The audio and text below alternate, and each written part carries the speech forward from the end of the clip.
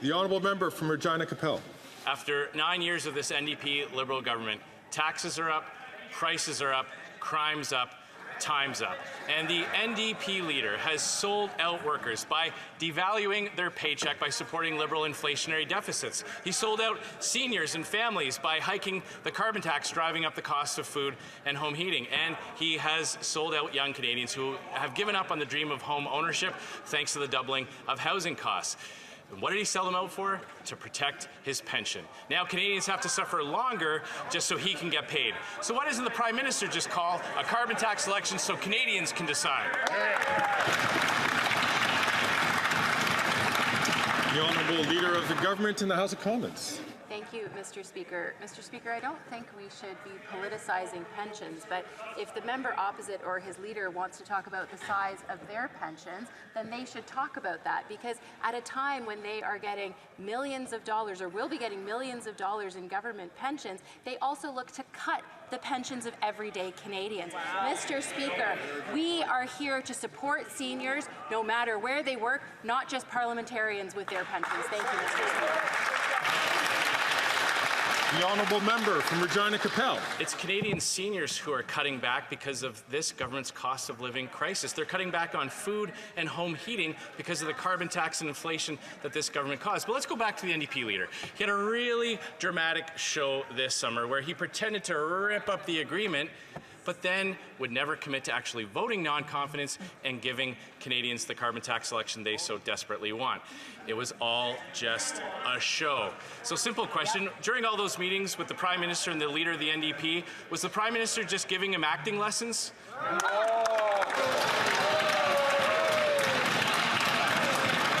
The Honourable Minister of Labour and for Seniors. Mr. Speaker, it's very interesting to hear my friend from Regina Capel, who was around in those days. In fact, he was sitting right where you're sitting, Mr. Speaker, when Prime Minister Harper went to Davos. Yes, Davos. For a reminder for some of you in the back, that's the World Economic Forum.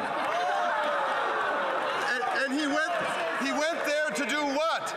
To tell Canadian seniors that their retirement age was moving to 67 from 65. How dare the member from Regina Capel stand in this House and talk to us about pensions, Mr. Speaker?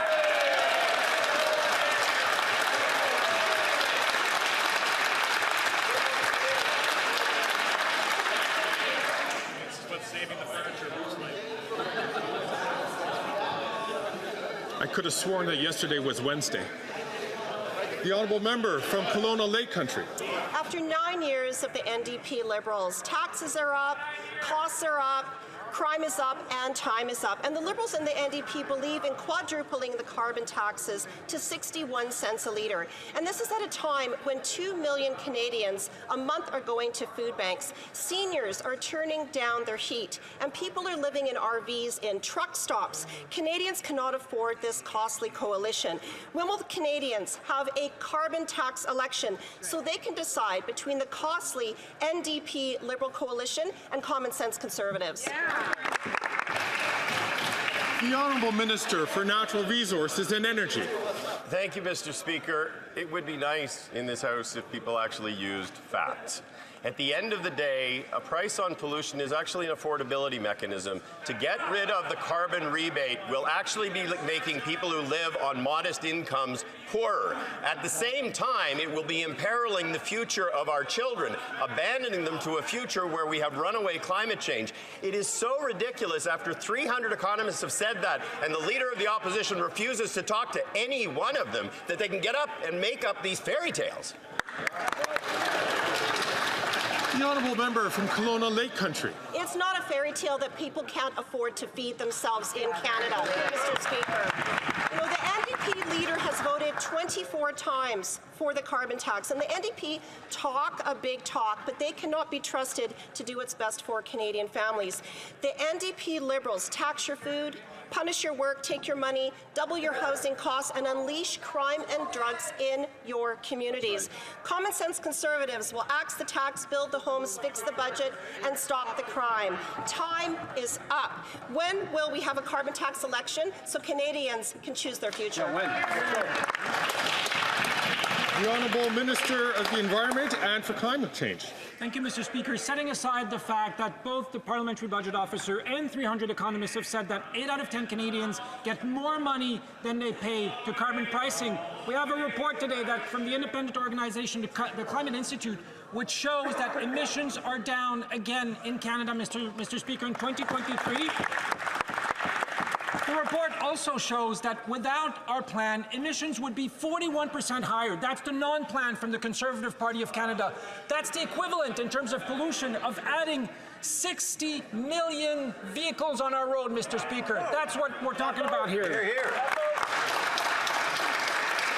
The Honourable Member from Kenora.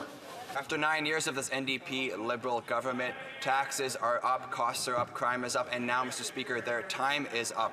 They have ballooned costs and driven up taxes to the point that people are struggling to feed, heat, and house themselves. And it's why Canadians deserve a carbon tax election, where they will be able to choose between our common sense plan to axe the tax or the NDP Liberal plan to quadruple the tax. So, Mr. Speaker, why are the NDP continuing to sell out Canadians and support this Liberal government? The Honourable Minister for Families and Social Development. Thank you, Mr. Speaker. I appreciate the opportunity that the Conservatives have given me to speak about what's up. Do you know what's up, Mr. Speaker? The number of child care spaces available for families across this country. Also, Mr. Speaker, women's participation in the workforce is at an all-time high. Because of our investments in the early childhood educator workforce, we've also seen that wages have gone up for this workforce, Mr. Speaker. And one more thing, the Canada Child Benefit was raised in the summer, going up. The Honourable Member for Kenora. Mr. Speaker, that is cold comfort to the people struggling to fill their gas tanks, put food on the table, and afford simple, basic necessities. But we know the NDP will only pretend to stand up for Canadians if they can be assured that they have the backing of the bloc to keep this tired and corrupt government in power. 24 times, in fact, the NDP voted in favour of the carbon tax while Canadians are struggling just to get by. So once again, this is why we need a carbon tax election, so that Canadians can choose between our plan or the NDP Liberal plan. Why are they so afraid to give Canadians a choice at the ballot box?